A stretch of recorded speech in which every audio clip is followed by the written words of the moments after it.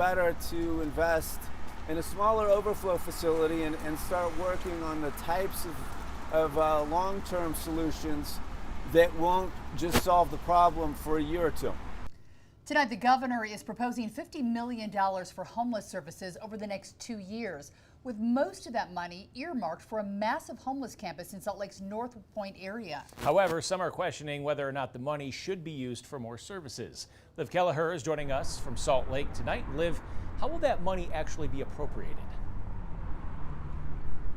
Well, Jim, we know that of that $50 million, half would go towards building the Northpoint campus and another $20 million would be allocated for operational support.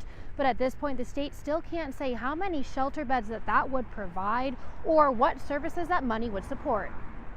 We desperately need enough shelter beds to have everyone be able to go indoors. Homeless advocate Bill Tibbett says the state's plan for a massive Northpoint campus, which could take years to build, won't help people who need stability now. You could make a much bigger impact with $25 million if you were to do something like increase sober living beds for people coming out of treatment, if you were to increase funding for senior housing. Of the $50 million allocated for homeless services, $45 million of that would go towards the campus.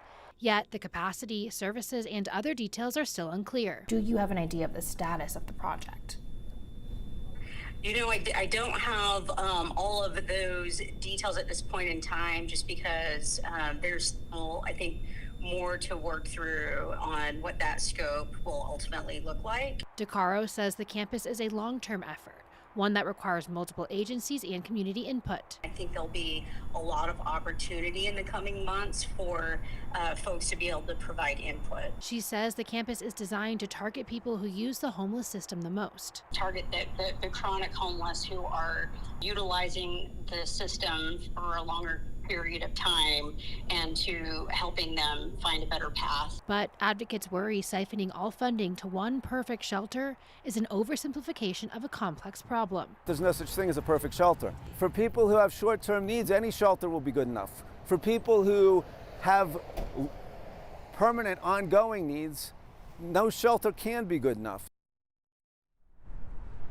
I also reached out to the newly appointed statewide homelessness coordinator, Tyler Clancy, to see that if he's had any new developments in this plan. And now that this budget has been proposed, he doesn't officially take office until March, and he did not return my call.